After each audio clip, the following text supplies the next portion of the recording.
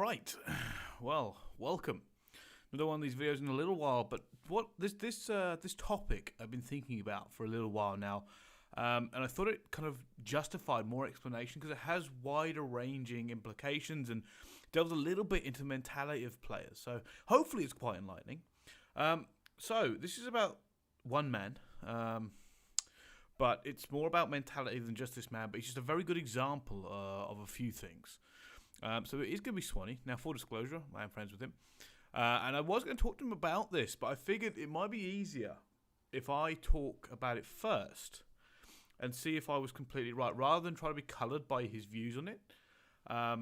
So hopefully that's what I'm going to talk about. Now, the period I'm talking about here is between EGL and Season 1 finals. Now, before EGL, there was a lot of talk about whether or not Millennium were fast enough, whether they put enough pressure up, whether they're being outplayed with some of their set pieces.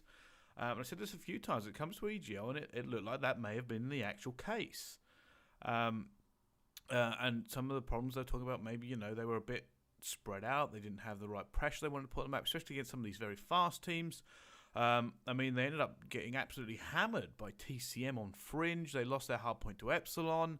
And no one really expected this team to really do that when they've got, the players they've got on there. So we spoke about this, and we saw how hard Swanee took the loss. Swanee was in, he kind of sat down after that game when they got knocked out of the tournament to Epsilon and didn't move for quite a while.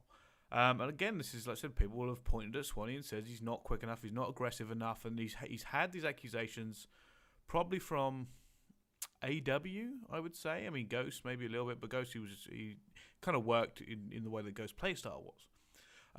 But yeah, AW, he was accused of it. Fortunately, he ended up getting on Epsilon NA, and he had three really fast, aggressive players with him, so it didn't matter too much.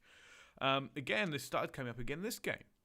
Now, here's the crucial bit about this. When he's very good at what he does, he's been doing what he does best for about, I want to say 7 years.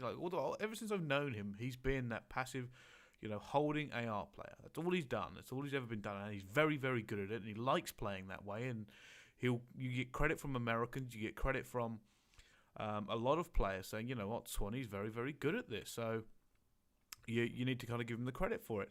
However, in specific teams, it's not about his individual skill level. It's about what it brings to the team. And is the team, being good enough to actually kind of adapt to his play style, or is it letting them down? Is it not putting players in the right position here? And it's not about not being good enough. It's about the way you interact with your teammates, because it is a team game. So I've got a few examples, fortunately. So one of these obviously being Fringe, and it was TCM, and they did smash them on this. Now, Swanee ended up holding back silos, going to Granny's P3, and TCM knew that was happening, and instead of pushing around the side and maybe trying to push towards Aaron's truck and go around the back there, and they're obviously not going to flood through tin because that would be suicidal. I think they flooded 3 through front window. They just pushed it, and obviously then Millennium were out of position. They had to kind of scramble to get back into it, and TCM kept doing that to them. They kept pushing through. They didn't allow people like Swanee to set up. They just ignored it. They put Swanee out of the game in that position, and that's kind of case in point here. And coming into Season 1, we were I'd heard rumours, I'd heard from other players that Swanee had been a lot more mobile, a lot more aggressive. He'd been pushing. You've seen him on train doing the wall run. And this, to me, was, quite interesting because I thought that would help. I didn't know if Swanee was actually going to do that. Turns out he was. And I think the game that really summed up for me with him was evac hardpoints. And we were talking about P2. And I'm trying to give you the thing there. He's walking towards the door. He's obviously sitting. He's got control of the spawn, right? So he has control of the spawn. He's walking towards the door. He's got his player spawning up with him. Now, Swanee had an RK5 out, and he pushed the hill from side door, and he rushed it. He pushed through. Normal play, right? Normal play, fantastic. He died, of course. Hold with me. He died, but I think it was Jerd came in through the wall run and killed the player, and they had hill, and they pushed through, and they got control, and they continued to push through there, right? Why is that significant? Because I did not expect Swanee to push without Archive 5. In most situations, the way Swanee plays, I'd expect either obviously hanging back at the point he wasn't going to do, which is fantastic already. He was pushing the hill. But I expect him to have an M8 out and start peeking that corner and continue to peek it and hopefully get someone to go through here. Now, if he had done this in this scenario, what would have likely happened is that Joe would have hit the wall run, because Swan would have seen the guy that he pushed. He would have likely hit the wall run and probably died. And then Swan may have tried to trade it, and he might have died as well because he obviously didn't know where that other player was. The player might have had the advantage on him. But in pushing forward and being a distraction enough, he enabled the trade to come through for Jerd, allowing Jerd to hit that wall run and push through the window. And for me, that was really significant because I never expected Swan to just run in and, with the RK5 or happy, just gunning off. And I think that's very significant. I think it's a great change for me. And the reason it's so significant is he's been doing the same job for so long. Now, why is this, why am I harping on about this? Because it also shows that, I don't expect a veteran player to change their entire play style. He's so comfortable. He knows his positioning. He knows what he's doing. And for me, it spoke of a level of maturity in Swan that I know Swan's a mature guy, but I didn't expect to see it. So it's rare to see it from players, even though it sounds really obvious. A lot of players are so confident in their play style. They're so convinced they know what's right because they play this game over and over and over again, day in, day out, that when it comes down to the crunch time, they're quite happily pointing out everybody else's problems before their own. Now, I don't know what happened in Swan's team. I don't know whether or not they spoke to him and told him to do this or whatever.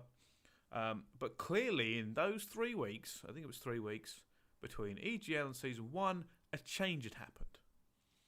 Now, you can take this as the benefit of hindsight, but they ended up winning Season 1 finals. That could just be because, it was just their time, they got everything locked down, but that was the one playstyle change I managed to see, and it did seem to help. But like I said, this is a significant change. A lot of players have been known in the past for just throwing their teammates under the bus and never looking at what they're doing before anybody else is doing. And I think this is a problem that we've seen in several players and still happens regularly in this scene. Players are more than willing to point out everybody else's faults before their own. Even if they're convinced, like you're 100% convinced you're doing the right thing and the other player isn't doing the right thing. But in their mind, it might be the right thing. So this is the way the argument usually goes. Oh, why didn't you push X? I had X, right? I had Y.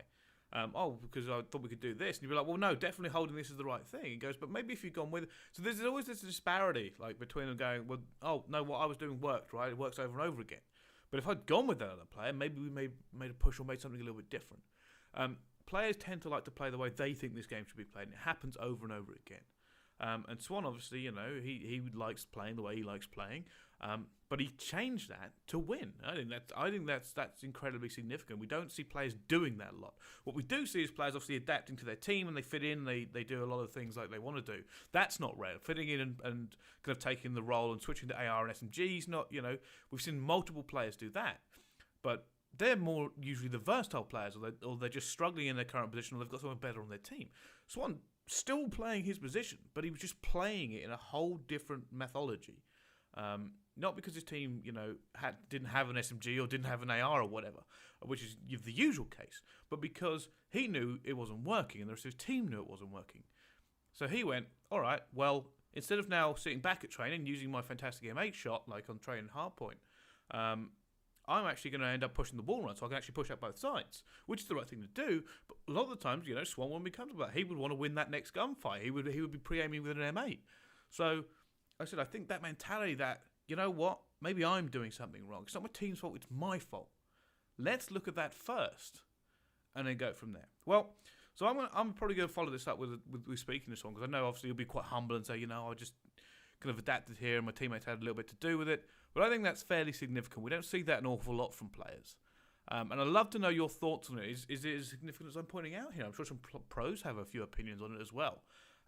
So please let me know what you think of this video. I'm going to try to do more of these. I think that's a kind of a cool look into the mentality of some of these pro players, which I really love focusing on in Call of Duty, because mentality leads to split-second decision-making and leads to wins, right? But yeah, so thank you all so much for watching. I'm back. Thank you all. See you next time.